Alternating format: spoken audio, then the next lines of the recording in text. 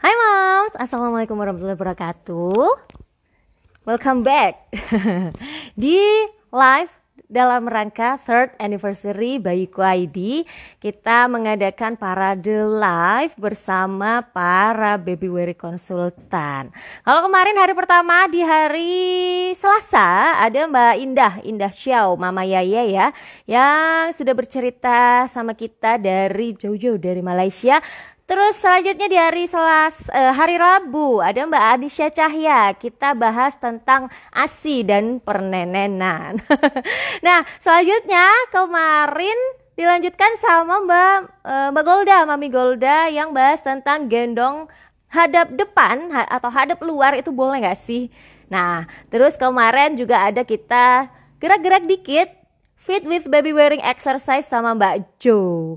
Nah, kalau Mams ketinggalan ya kemarin ada yang nggak ngikutin live bareng Bayiku ID dengan beberapa Baby Wearing konsultan, bisa langsung dicek aja di Instagram IGTV. Di IGTV yang sudah kita post ya di Instagramnya Bayiku ID. Silahkan langsung ditonton aja, ilmunya sangat bermanfaat banget. Dan hari ini aku mau mengundang salah satu baby wearing konsultan yang sudah sangat kita kenal. Ini adalah Mbak Nur Hayati Hasanah. Mams bisa lihat Instagram beliau @nurhayati_Hasanah. Oh, sudah bergabung sama kita hari ini beliaunya. Nah, Mbak Nur ini adalah seorang baby wearing konsultan yang memiliki 4 orang anak. Wow, yang pasti banyak sekali nih ilmunya tentang anak, tentang parenting, tentang pergendongan apalagi ya. Nah, langsung aja yuk nanti kita bahas sama Mbak Nur tips-tipsnya kayak gimana. Nah, tanya-tanya sama Mbak Nur boleh banget, nanti langsung ditanyakan aja di komen.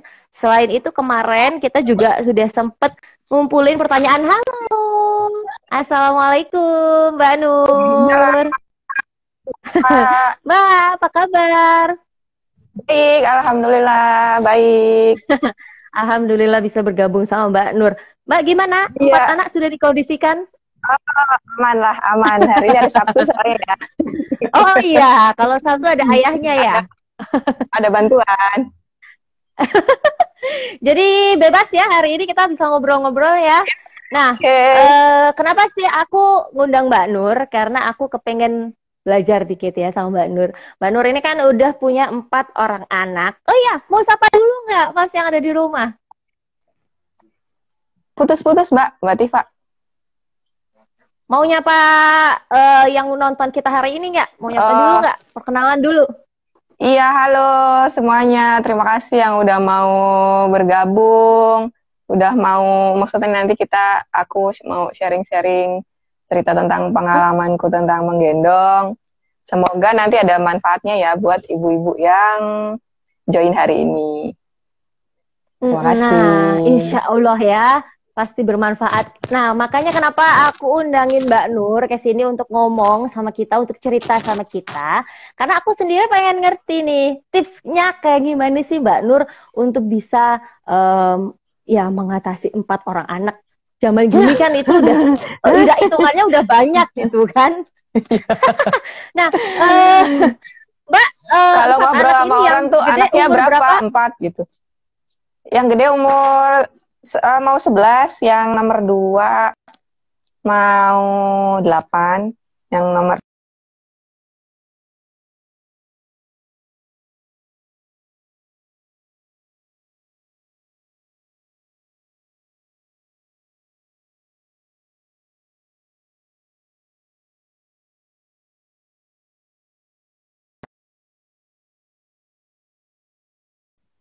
Mbak Tifa. Iya, udah balik lagi Mbak Nur. Iya, balik lagi. Gimana Mbak? Jadi anakku yang nomor 1 mau 11, nomor 2 mau 8, nomor 3 mau 4, dan terakhir 13 bulan yang nomor 4. Gitu. Oh, berarti kalau untuk jaraknya nggak terlalu yang deket-deket banget ya Mbak? Di program sebenarnya pengen punya anak 4? Enggak juga. Emang rezekinya kali ya. Iya, Jadi alhamdulillah udah pas, banyak rezeki. amin, alhamdulillah. Mudah-mudahan tiap anak kan bawa rezekinya sendiri-sendiri ya. Iya. Jadi emang setelah 2 tahun kan setelah nyusuin itu biasanya apa namanya, oh mau coba nih apa namanya punya laki gitu. Tapi pas alhamdulillah dikasihnya cepet gitu, nggak harus nunggu sampai, kan ada orang yang memang dari anak pertama ke anak kedua pas mau pengen punya anak kedua tuh jedanya lama gitu kan, ada kayak gitu. Nah aku pas itu dikasihnya nggak lama-lama, maksudnya nggak sampai nunggu yang setahun 2 tahun gitu, paling 3-4 bulan terus udah isi lagi gitu jadinya. Alhamdulillah itu anugerah. Iya. Tuh. Mbak, sebentar ya, aku mau kasih iklan dikit dulu. Aku mau kasih gift untuk moms yang menyaksikan live kita hari ini. Nah, moms, caranya sama kayak kemarin-kemarin. Caranya gampang banget, tinggal di screenshot aja sebagai bukti kalau moms menyaksikan live bersama Bayiku ID dan Mbak Nur Hayati Hasanah. Langsung aja di screenshot, aku cuman kasih waktu 10 detik saja. Yuk, silakan. 9, 8, 7, 6, 5, 4, 3, 2, 1. Yeay. Nah, itu tadi Baby Banana Bib untuk free gift untuk moms yang menyaksikan live bersama kita. Nah, nanti caranya langsung diklaim aja, hubungi admin Bayiku ID Pusat. Nomornya bisa dicek, diklik aja link tree yang ada di bio-nya Instagram Bayiku ID. Yeay, lanjut lagi. Mbak, kalau akhirnya jadi baby bareng konsultan itu ceritanya gimana sih? Kalau akhirnya jadi konsultan itu dari sejak anak ketiga. Jadi pas aku anak pertama sama kedua itu kan masih kerja. Gitu. Masih kerja hampir 6 tahun lah. Jadi masih ada ibu mertua yang bantuin, masih ada mbak yang bantuin. Nah, tetap di situ tiba-tiba jeder gitu. Bapak mertua aku sakit, ibuku nggak bisa jagain anak, mbaknya ada bermasalah, entahlah pulang-pulang mulu atau apa, terus nyari mbaknya, gitu ceritanya. Jadinya karena nyari mbak susah, aku udah sepanang gitu kan, nyari mbak di Jakarta kan, aku di Malang aja juga kayaknya nggak gampang juga ya sekarang. Nah gitu, akhirnya ya udah, aku akhirnya memutuskan mau nggak mau ya salah satu dari kita ya harus resign gitu, harus berhenti. Dan akhirnya aku memutuskan ya udah aku aja yang berhenti gitu, karena kan apa namanya, bukan kewajiban utama ya. Itu nanti aku yakin mudah-mudahan Bismillah aja waktu itu, padahal mau berhenti tuh rasanya, berhenti dari kerjaan gitu. Gimana sih rasanya kita udah tahun kerja terus harus tiba-tiba harus berhenti dari kerjaan tuh gak mudah gitu. Jadinya pas udah anak kedua, setelah anak kedua tuh nyari kesibukan akhirnya hamil anak ketiga. Nah pas hamil anak ketiga ini aku tuh berpikir gimana caranya nanti aku tetap bisa menghandle 2 anak sementara yang bayi ini masih tetap juga aku pegang gitu. Jadinya lah aku mulai tuh nyari-nyari gendongan, karena dulu taunya soalnya jarik aja, sempat tahu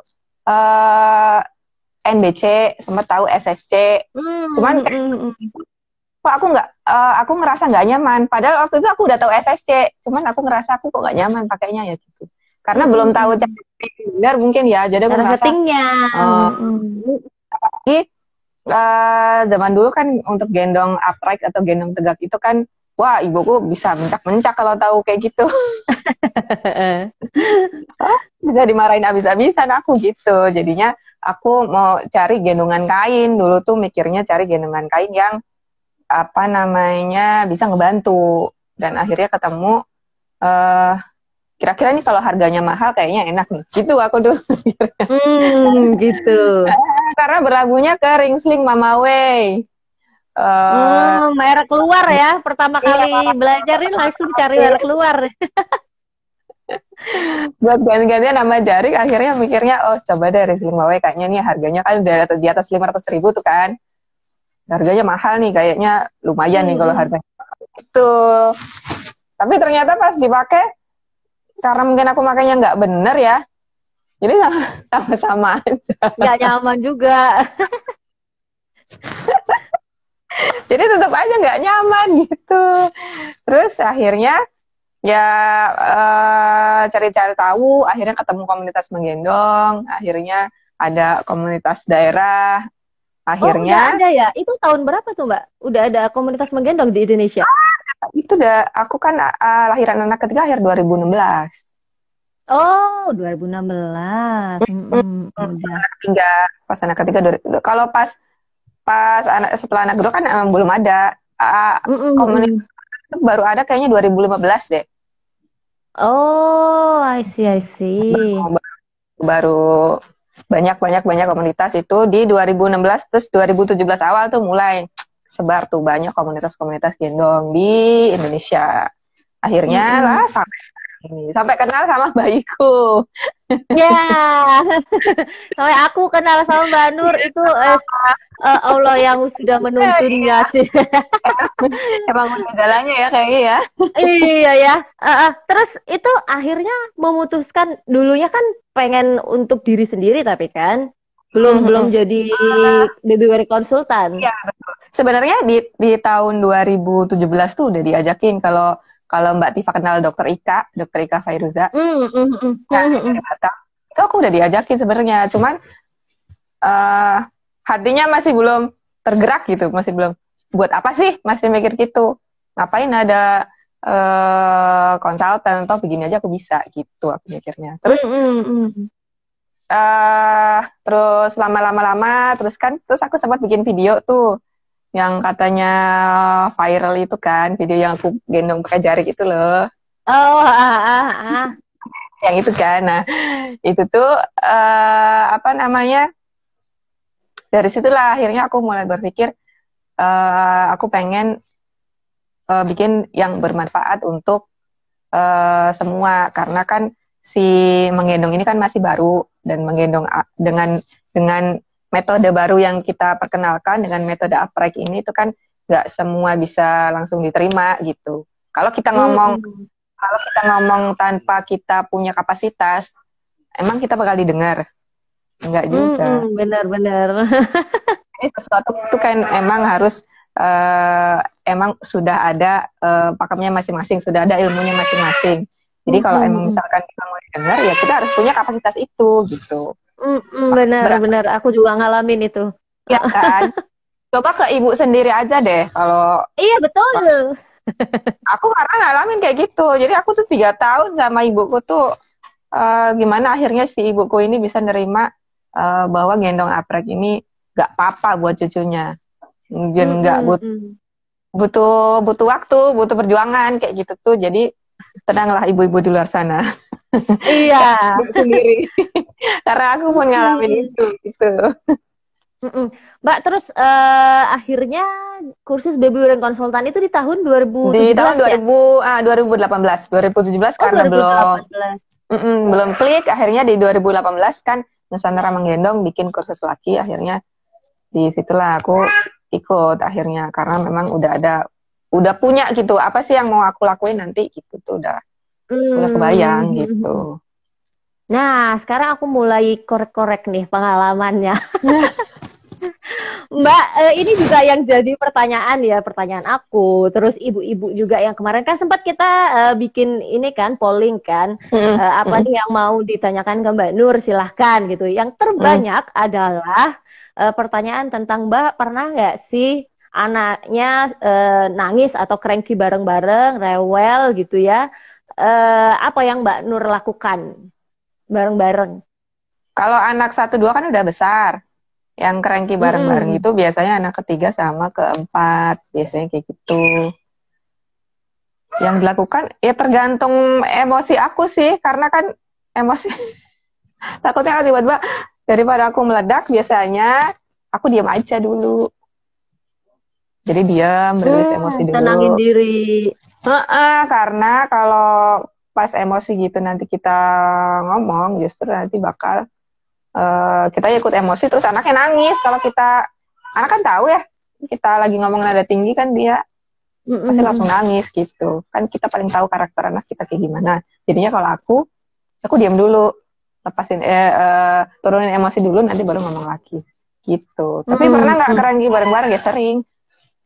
Nggak mungkin, enggak. Tapi kakaknya ini udah bisa ngurusin adiknya kan yang Masih, gede.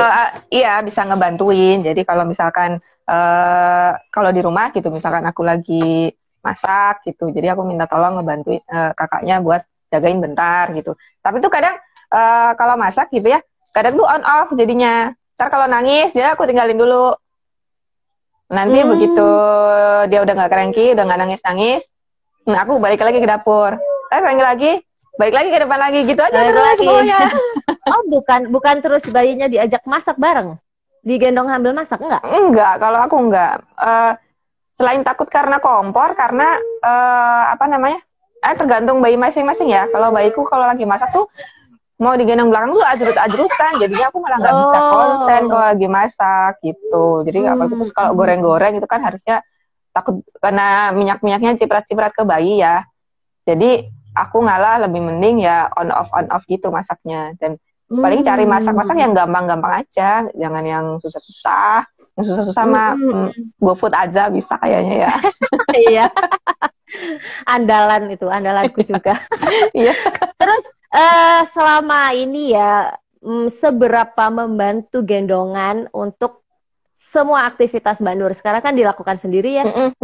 Yuk banget, dari anak ketiga kan dilakukan sendiri. Itu ya membantu banget. Dari yang paling kerasa tuh kalau waktu antar jemput. Kalau anak ketiga antar jemput sekolah itu kan kita cuman sambil gendong si yang anak nomor 3. Karena kenapa Mbak nggak pakai stroller? Karena aku kan jemput sekolah nggak terlalu jauh nih, sekolahnya dari sini jalan kaki. Cuman kalau pakai stroller itu jalannya tuh begini-begini. Jadi harus ngelewatin gerbangnya itu ditutup, yang dibuka samping doang, terus ada portalnya kayak gitu kan, malah lebih PR buat aku gitu. Jadinya udahlah yang paling cepat gendong aja. Terus juga kan itu deket apa namanya, harus ngelewatin jalan raya. Jadi aku malah takut kalau ntar tiba-tiba anaknya lari-lari gitu. Itu kalau anak ketiga. Kalau pas anak keempat, ya akhirnya satunya digandeng, satunya digendong. Karena kan emang di rumah nggak ada yang bantuin. Maksudnya anak kan juga nggak mungkin ditinggalin di rumah sementara kita jemput kakak-kakaknya sekolah kan, gitu. Jadinya kalau pas anak keempat ini, ya satu digendong, satu digandeng. Dan itu lebih cepat. Maksudnya ngebantu banget sih mobilitas kayak gitu. Dan aku ngerasain sendiri gitu. Kalau ini sambil aktivitas di rumah, kepake nggak gendongannya? Kepake juga. Kalau pas lagi anak cranky, terus aku biasanya kalau lagi bersih-bersih rumah itu kan aku kadang moody ya. Namanya juga kita tiap hari bersih-bersih rumah. Ini udah rumah udah disapu kotor lagi. Iya, yang sini belum beres, yang sana baru disapu udah kotor lagi. Iya, dan gendongan ya membantu banget. Jadi sambil nyapu, sambil ngepel kayak gitu tuh bisa kepake gitu. Maksudnya masih tetap bisa kepake meskipun di rumah. Terus dulu aku tuh pernah apa ya? Kalau lagi ke rumah sakit tuh aku juga pernah tuh kayak gitu. Jadi kan nggak sama bapaknya. Cuman aku sama anak 4 doang. Jadi ya gitu kayak dibawa jajar-jajar itu Mbak, gandeng-gandeng. Kayak iring-iringan anak bebek gitu ya. Ya gitu, jadi satu digendong, terus yang satu digandeng, yang 2 kakak-kakaknya gandengan gitu. Ke rumah sakit apa ya waktu itu? Anakku sakit apa gitu aku lupa.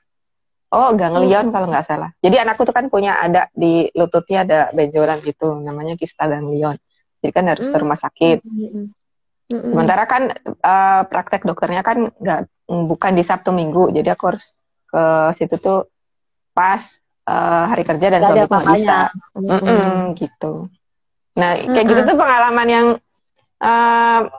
kalau nggak ada gendongan, aku kebayang betapa ribetnya aku harus gotong-gotong stroller, ntar ngebuka, ntar apa, kayak gitu lebih ribet. Mbak, gendongan jenis apa yang paling sering dipakai? Ring sling sama SSC.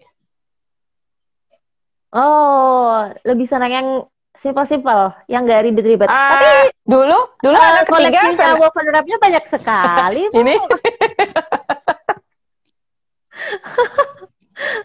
Pokoknya kok sekarang buat pajangan ya. Dulu anak Ternyata dia ketiga. pakai background ternyata.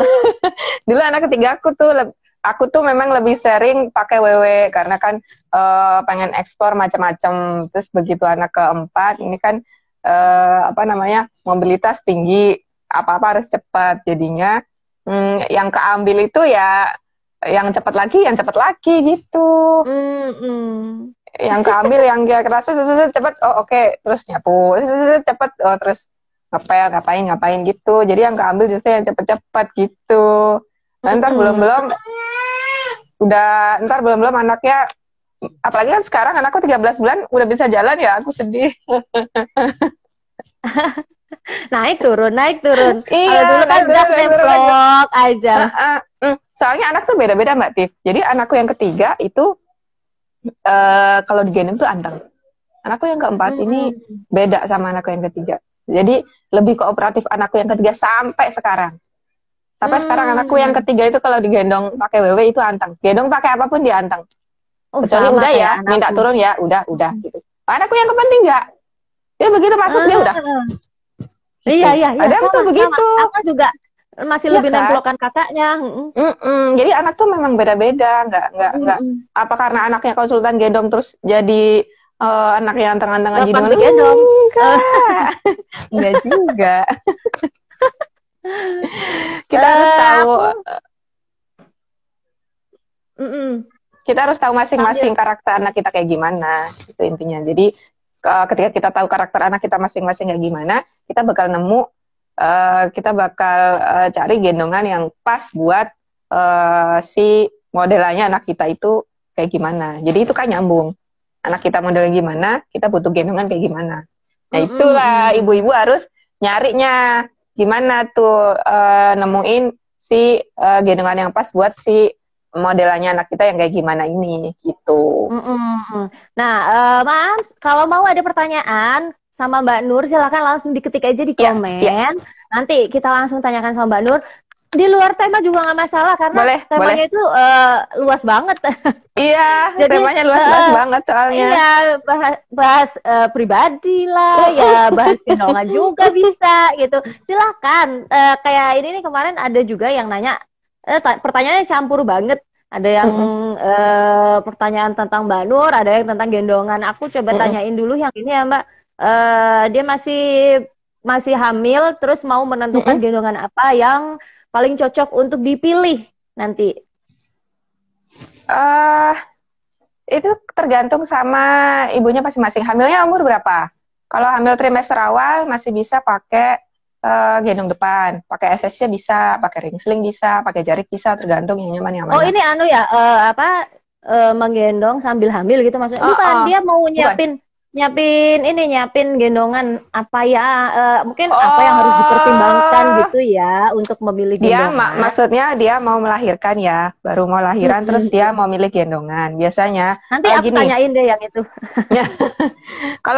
Kalau kita lagi masih menunggu mau melahirkan, kita kira-kira gendongan apa yang cocok.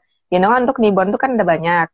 Nah, tergantung nih pilihan kita. Biasanya kalau gendongan yang jenis stretch itu di awal awal kelahiran itu enak karena nemplok. Kalau bayiku mungkin punya instant wrap, nah kayak gitu. Nah, itu paling enak tuh buat bayi newborn karena dia ngerasa nemplok ke kita dan kayaknya stretch kan. Kayaknya kan kontur ngikutin badan bayi. Nah, nanti semakin besar yang enak itu bisa jadi yang 2 bahu. Kayak SSC.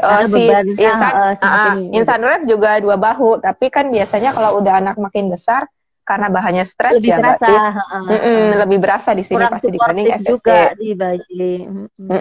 Biasanya kayak gitu. Atau bisa juga jarik atau ring sling, tapi biasanya kalau ibu-ibu baru ngerasa kesulitan pakai ring sling atau kesulitan pakai bikin simpulnya, instant wrap ini cukup membantu menurut aku. Kalau misalkan apa sih yang harus dipertimbangkan untuk orang tua yang masih belum mengerti nih sama gendongan, apa yang harus dipertimbangkan duluan? Harganya kah atau usia bayinya? Ya? Jadi beberapa pertimbangan yang perlu kita tahu buat milih gendongan itu yang pertama usia bayinya dulu. Terus siapa-siapa aja yang mau gendong. Kan biasanya yang gendong nggak cuma ibunya doang, neneknya, kakeknya, bapaknya. Terus berapa lama mau gendongnya? Buat kegiatan apa gendongnya? Terus yang keempat baru budgetnya berapa?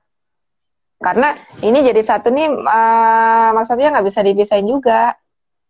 Ini misalkan dari budget nih, misalkan milih harga yang paling mahal. Harga yang paling mahal apa bisa dipakai buat bayi ini, Bon? Belum tentu. Jadi ada beberapa faktor yang bisa dipertimbangkan kalau kita milih gendongan. Dan buat ibu yang udah cari tahu dulu enaknya, jadi dia bisa tahu macam-macam gendongan ini apa-apa aja gitu. Jadi dia bisa milih atau bisa tanya ke komunitas gendong terdekat atau bisa tanya ke konsultan menggendong kira-kira gendongan ini sama ini kira-kira cocok yang mana ya untuk bayi usia sekian, misal kayak gitu.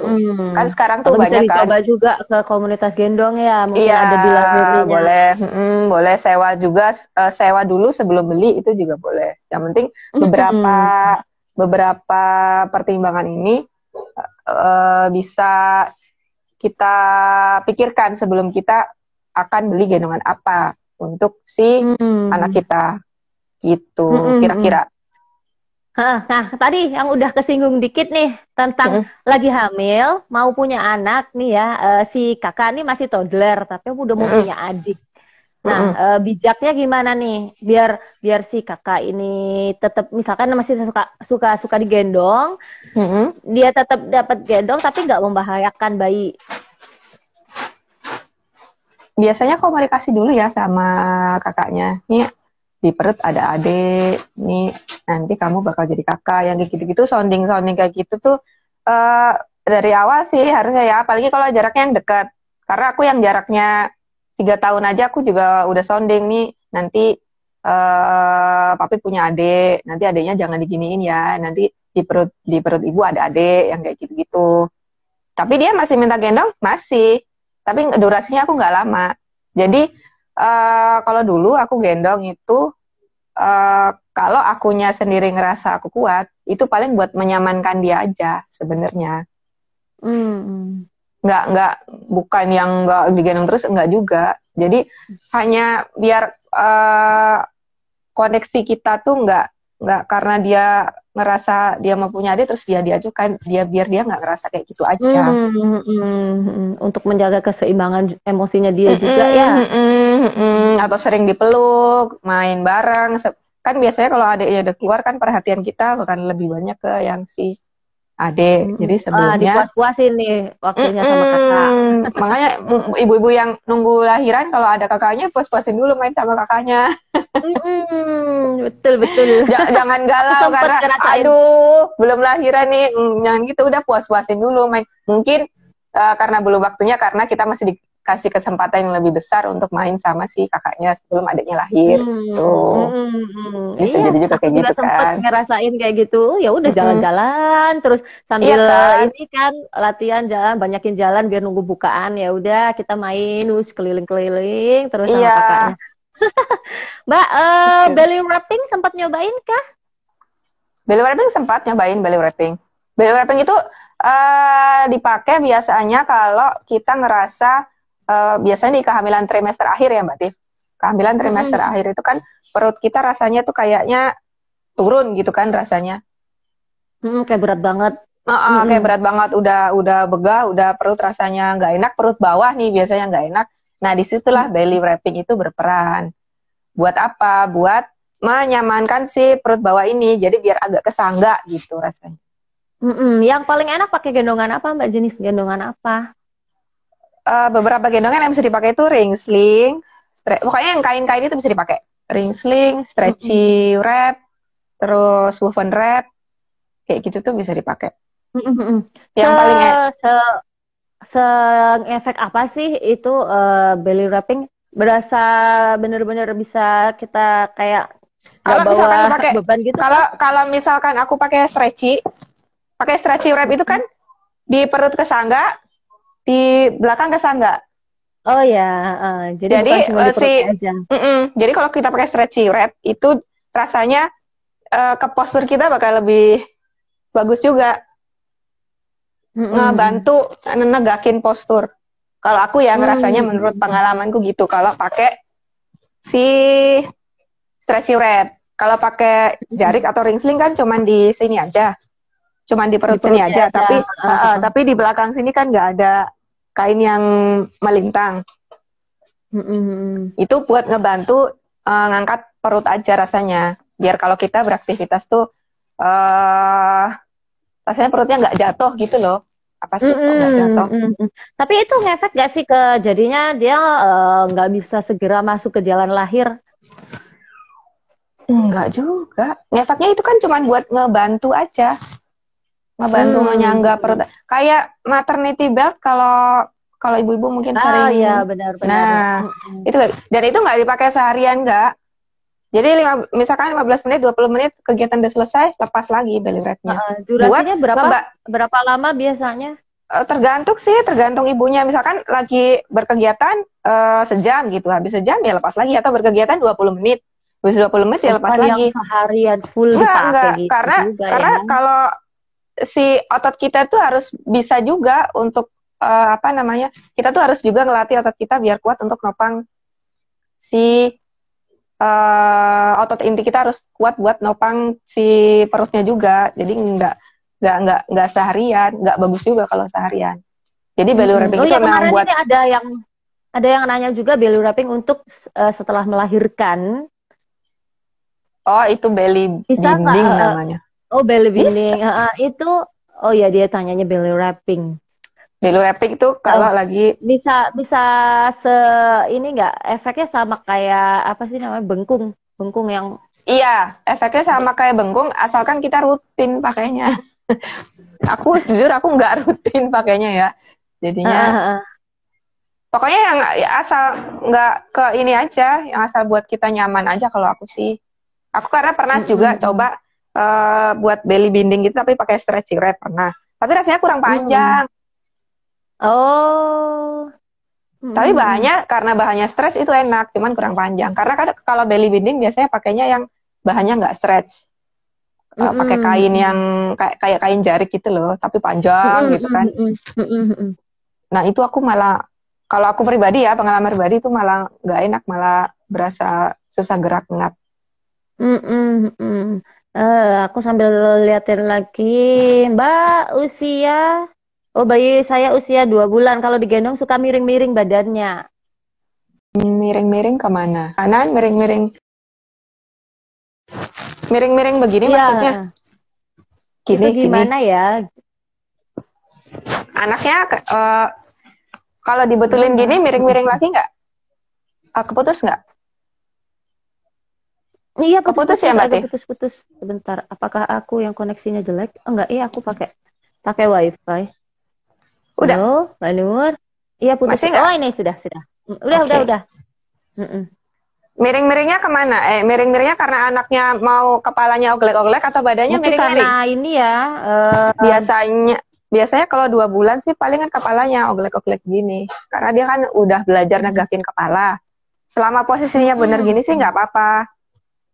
Karena di 2 bulan biasanya kepala anak itu udah mau tegak dia. Jadi biasanya dia kan udah mau miring ke kanan, miring ke kiri, terserah dia aja. Semaunya dia, senyamannya dia yang mana. Yang penting posisinya udah oke. Yang penting posisinya udah aman.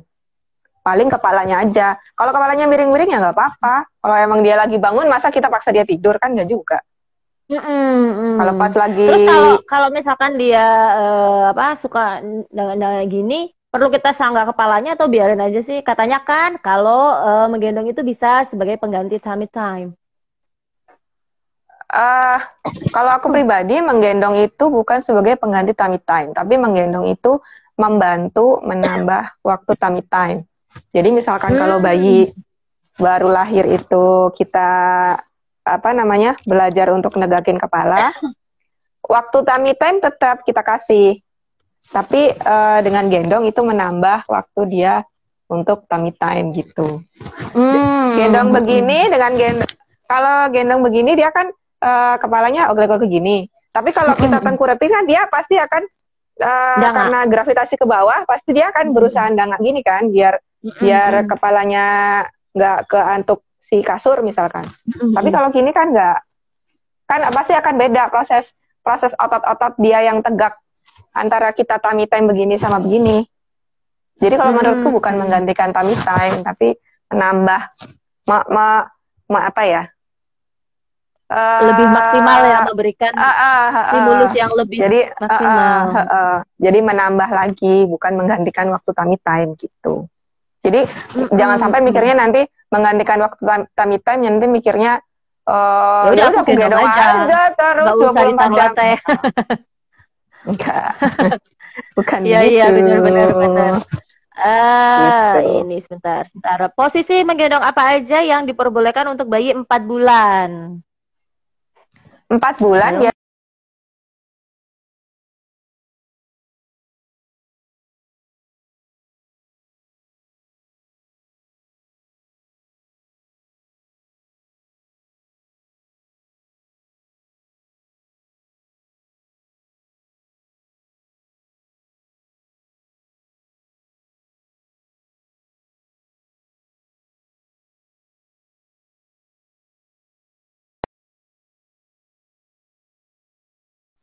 Iya. Ada free gift Baby Banana Bib dari Bayiku ID. Nanti akan ada lagi 2-in-1 instant baby wrap, voucher, discount, dan Activa Baby Carrier. Yuk lanjut Mbak. Tadi ada putus-putus. Jadi 4 bulan itu biasanya kepala bayi udah tegak. Kita udah bisa posisikan dia di front sama di hip. Jadi bisa untuk kalau kita mau coba gendong samping karena kepalanya udah tegak, itu udah nggak apa-apa. Udah boleh, kalau ibunya berani maksudnya. Kalau ibunya nggak berani, misalkan mau gendong depan dulu, ya nggak apa-apa. Gitu. Kan itu hanya pilihan-pilihan posisi gendong aja. Terus ada juga yang nanya, Mbak, naik motor dibonceng atau goesan boleh nggak sambil gendong? Kalau boleh posisi apa? Berapa lama? Aku nggak bisa kasih komentar. Yang jelas, gendongan itu bukan alat untuk pengaman selama kita berkendara dengan bayi. Kalau misalkan naik mobil, itu pun gendongan juga nggak disarankan untuk dipakai sebagai alat keselamatan. Jadi aku nggak bisa komen yang itu ya. Mohon maaf. Aku nggak bisa kasih pencerahan kalau yang itu. Insya Allah besok akan ada rangkaian parade di minggu kedua. Kita menghadirkan Child Safety, apa sih, CPSA? Iya, CPSA. Passenger Advocate. Nah, iya betul. Jadi itu pertanyaan disimpan buat ditanyakan ke CPSA-nya aja. Karena kalau aku nanti salah jawabnya. Jadi aku nggak bisa komen pertanyaan yang itu ya. Oke, sebelum aku lihatin pertanyaan yang ada di komen, boleh iklan sebentar ya Mbak? Boleh. Iklannya mau lewat. Ntar aku ambilin. Nah Mams, seperti yang tadi ya, caranya gampang banget, tinggal di screenshot aja. Aku cuman kasih waktu 10 detik aja. Bisa silakan nanti diklaim. Hubungin nomor admin Bayiku ID Pusat. Nah, screenshot dulu yuk. 10, 9, 8, 7, 6, 5, 4, 3, 2, 1. Nah, kemarin ada yang nanya, wah aku chat kok belum dibales. Ditunggu ya, karena banyak sekali chat yang masuk di admin Iya, pusat. pasti banyak chat yang masuk ya. Karena biasanya admin pusat itu cuman ngelayanin agen-agen aja. Nah, sekarang itu jadi banyak sekali chat yang masuk. Akhirnya ya kita jawab bertahap ya. Jawabnya dari bawah. Jadi Mams kalau sudah chat, tolong jangan ditambahin lagi itu, dibales dong. Nah, akhirnya dia naik ke atas lagi gitu. Nah, silahkan kita langsung balik lagi ke Mbak Nur, lihat pertanyaan ya. Kita jawabin pertanyaan yang ada di komen. Kalau mau tanya-tanya sama Mbak Nur, silahkan yuk langsung. Boleh. Diketik aja di komen. Oh, ada yang komen mewah sekali background Aki. Mbak, ada request Mbak praktekin langsung dong jarik simpul jangkar. Karena simpul mungkin kalau lihat dari gambar-gambar atau dari YouTube mungkin masih belum Bentar belum ya, ngerti. aku praktek nggak apa-apa. Nggak apa-apa, yang dipraktekin Ntar aja. aku ambil itu dulu ya. Ambil jarik Belum dulu. disiapin ya jariknya. Ada sih Tunggu di ya, sini, bentar. Mas. Hmm.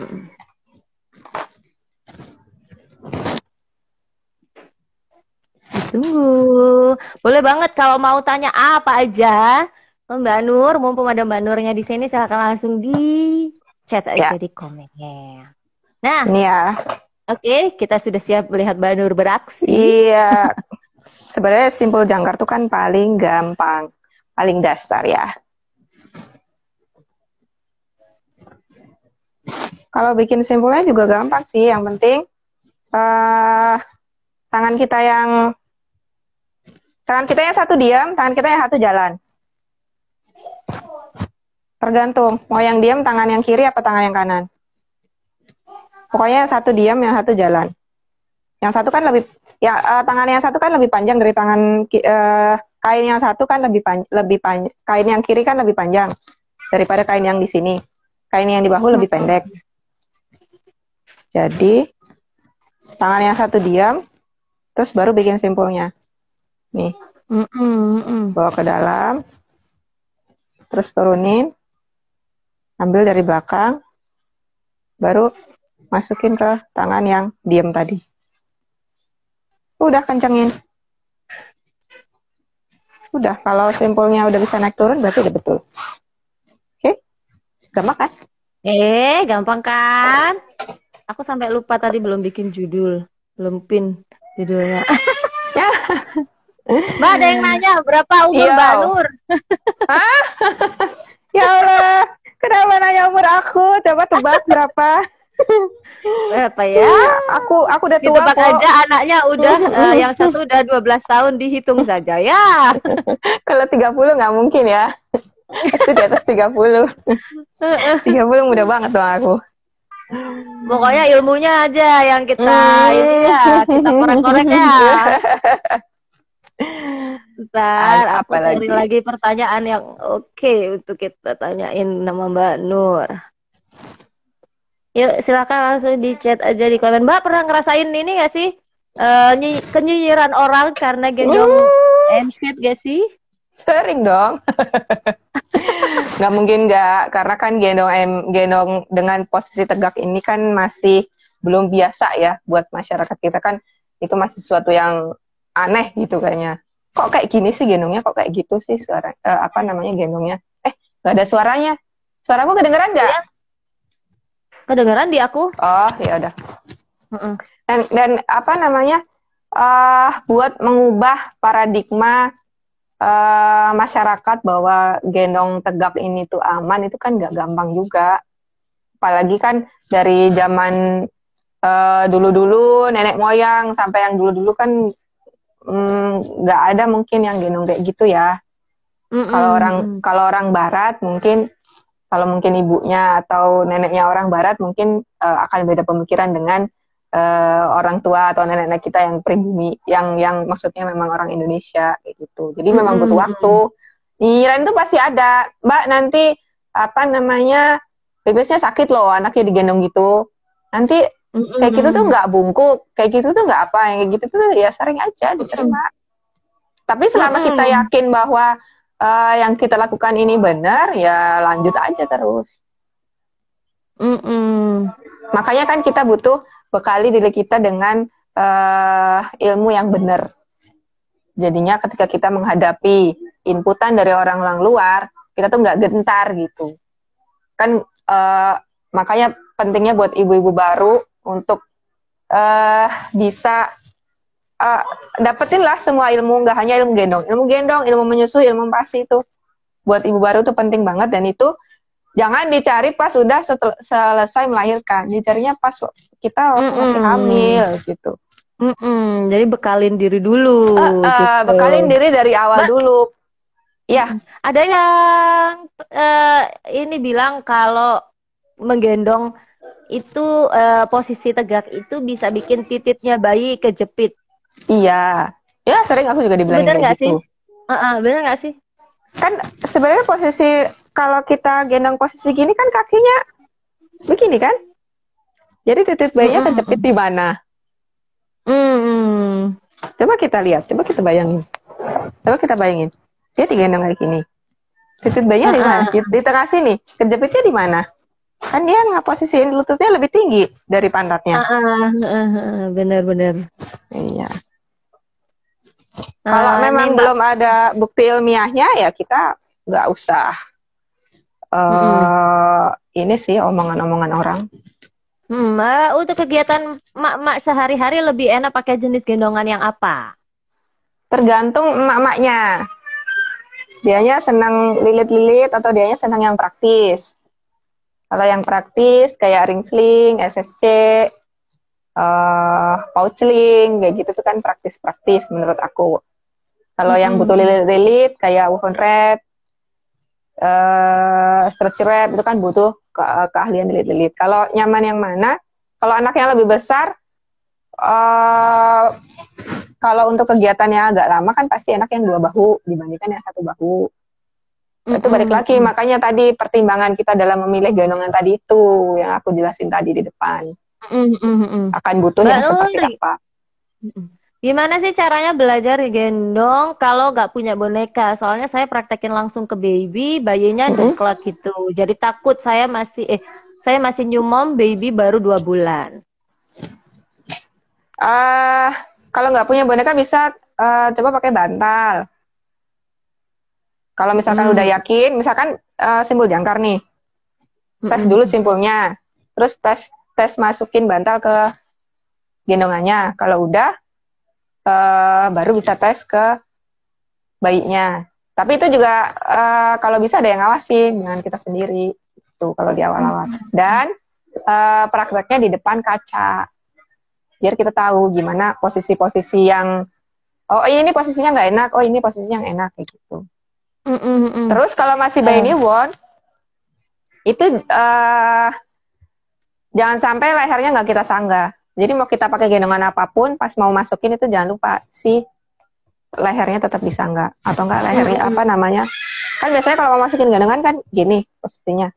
Nah si kepala bayinya kan nyender ke bahu kita kan. Kalau udah kita masukin pelan-pelan, tuh. Tapi kan tetap ininya kita pegang. Bagian belakangnya kita, punggung atasnya tetap kita pegang. Jadi mau dari atas terus posisi ke bawah, ini nggak lepas dari tangan kita. Gitu. Ada juga yang nanya, kalau baby 7 bulan gimana posisi gendongnya? Itu lebih gampang malahan ya? Iya, posisi 7 bulan udah bisa semua posisi malah. Ini ada, saya seorang papa gendong anak usia 16 bulan. Kalau pakai SSC tangannya nggak mau di dalam, maunya di luar. Amankah? Gak apa-apa, Pak. Kadang memang kalau bayinya itu mah bukan bayi lagi ya. Kalau anak udah gede memang apa namanya akan gak betah tangannya di dalam karena dia kan udah bisa mengkoordinasikan badannya bagus. Torsonya kan pasti udah kuat. Kalau torsonya udah kuat, tangannya mau di luar gendongan, itu nggak masalah. Tapi biasanya kalau anak bangun, tangannya di luar. Terus kalau anak tidur, kalau anak tangannya di luar kan nanti dia takut dengklak. Jadi tangannya aku masukin kalau pas dia tidur di gendongan. Tapi kalau enggak, ya tangan di luar sebenarnya juga nggak apa-apa. Gitu. Oke, karena udah kurang 10 menitan lagi, aku mau iklan dulu ya, Mbak. Boleh. Bentar. Sebentar aja kok. Ya. Nah, ini nih. Seperti biasa, caranya tinggal screenshot aja. Nanti diklaim langsung di admin Bayiku ID Pusat ya, tidak di agen. Silahkan langsung. Oh ya, ini adalah berupa voucher potongan atau voucher diskon. Diskonnya 25%. Ini adalah diskon terbesar karena karena lagi ulang tahun Bayiku ID-nya. Oke. Silahkan langsung di screenshot aja ya. 10, 9, 8, 7, 6, 5, 4, 3, 2, 1. Oke, terima kasih. Nah, Mams, aku sekedar info juga ya. Kalau Mams kelewatan, nggak bisa screenshot, masih tetap ada juga. Oke. Ada yang telepon. Masih ada voucher, ada diskon khusus Bayiku ID yang bisa diklaim di di agen-agen. Nah, agen Bayiku ID sudah tersebar di seluruh Indonesia ya. Bisa dicek aja list agennya di Linktree yang ada di bio-nya Bayiku ID. Nah, kita juga lagi ada promo untuk gendongan custom. Bukan gendongan custom ya, custom tulisan di gendongan. Ini khusus banget karena lagi momennya third anniversary Bayiku ID, kita bikin ada promo untuk bisa custom tulisan biar nggak ketukar-tukar nih sama teman-teman. Jadi gendongan apa yang di custom, Mbak Tifa? SSC bisa, aja yang di custom? Boleh SSC, boleh pouch boleh, twin warisan baby wrap juga boleh. Nanti ada tulisannya, serah ada juga kemarin yang mau nama komunitasnya juga boleh, silakan. Wah, seru. Nah, itu bisa dipesan di admin, bisa di agen-agen juga bisa gitu. Nah, lanjut lagi ke pertanyaannya ya. Mbak, bagaimana pertimbangan memilih bahan SSC? Kalau pertimbangan pilih bahannya, kan orang beda-beda. Ada bayi yang alergi, misalkan alergi kain polyester gitu, tapi ada yang enggak. Kalau itu sih balik lagi tergantung masing-masing sih. Biasanya bahan yang enak itu bahan katun, tapi katun itu cepat beladus. Apa sih cepat beladus tuh apa sih bahasa Indonesianya? Gula apa ya? Warnanya nggak ngejreng. Ya, warnanya gampang pudar kalau yang misalkan bahan katun, tapi bahannya lebih lemas. Tapi kalau anaknya nggak alergen atau nggak ini sih ya nggak masalah sih sebenarnya pertimbangan pakai kainnya ya, jenis kainnya ya. Jenis kainnya atau jenis apa? Perlu dilihat juga selain kain itu ceklekan tuh bakalnya. Bakalnya, terus talinya, strapnya kayak gitu tuh perlu dilihat juga. Kan karena bakal kan punya masa mungkin ya. Nanti lama-lama bisa. Makanya pilih SSC yang bahan bakalnya bagus, bahan strapnya bagus. Gitu. Terus juga garansi ya, ada garansinya atau enggak dari. Nah ini makanya kemarin kan aku sempat cerita di IG-ku tentang gendongan KW itu kan karena kayak gitu. Kalau gendongan KW, kalau ada apa-apa, kalau nanti tiba-tiba tali putus, bakal putus, kita nggak bisa klaim kemana-mana, dan kita nggak bisa minta ini kayak gimana nih, kan itu nggak bisa. Tapi kalau kita beli gendongan yang memang di produk lokal, kita bisa klaim garansinya, kita bisa minta reparasinya juga gampang. Kalau ada apa-apa itu juga nyari produsennya juga gampang. Coba kalau gendongan KW, kita mau nyari produsennya kemana? Mau klaim kan? Ke yang asli nggak diterima? Ya bukan, itu KW kan, kayak gitu jadinya. Kalau perawatannya Mbak biar gendongannya awet? Gendongan apa nih? SSC ya? SSC. Kalau gendongan SSC itu yang pertama perhatikan petunjuk pencucian dari produsennya. Jadi ada produsen yang memang membolehkan itu masuk mesin cuci, ada yang memang lebih baik dicuci tangan. Jadi dilihat dulu. Kalau misalkan bisa masuk mesin cuci, apa-apa aja yang masih diperhatikan, misalkan bakalnya diceklek dulu sebelum sebelum dicuci, masukin laundry net, terus dibuka dulu tali-talinya, misalkan kayak gitu, terus baru masukin mesin cuci, terus pakai deterjen. Bakalnya dipasang atau dilepas? Nah, tergantung prosesnya. Biasanya lebih enak kalau diceklek dipasang ya, jadinya kalau pas muter mesin cuci kan nggak bunyi klotok gitu. Nggak rame. Terus masukin laundry net biar nggak kecampur sama cucian yang lain, misalkan kayak gitu. Terus pakai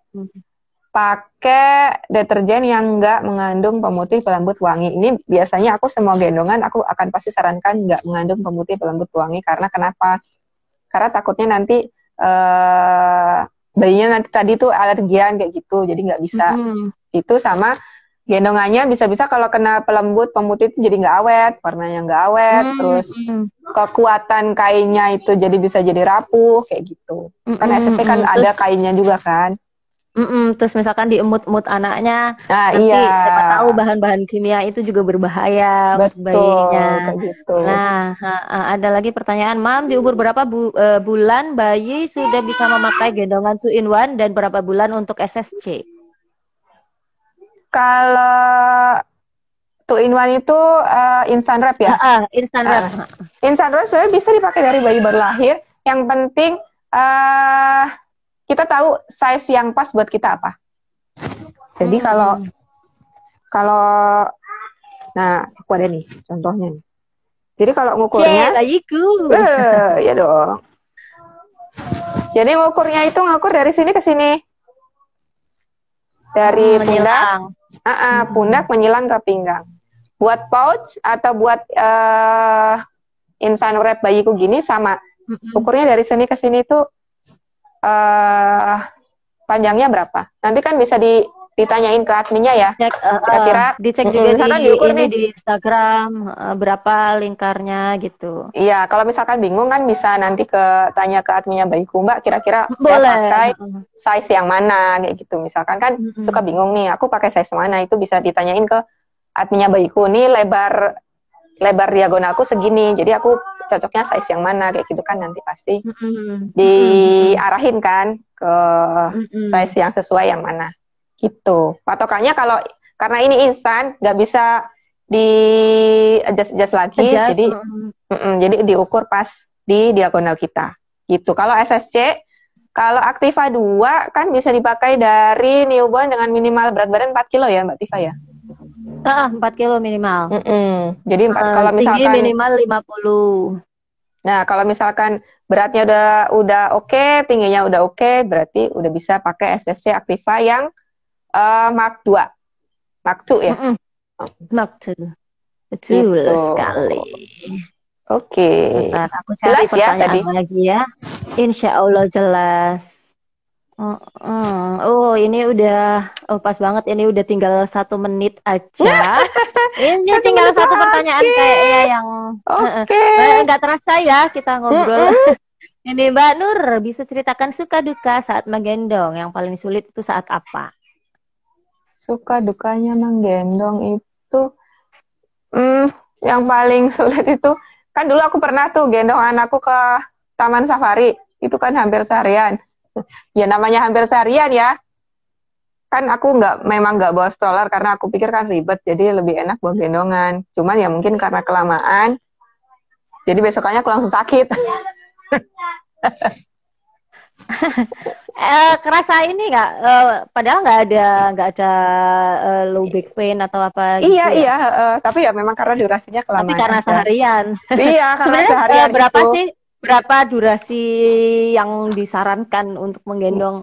Nggak ada durasi, nggak ada maksimal. Cuman beberapa ada literatur yang menyarankan 2 jam kita istirahat dulu buat ngistirahatin badan kita, ngistirahatin bayi, nanti baru gendong lagi. Tapi secara pasti patokannya sih nggak ada, tergantung kenyamanan kita aja.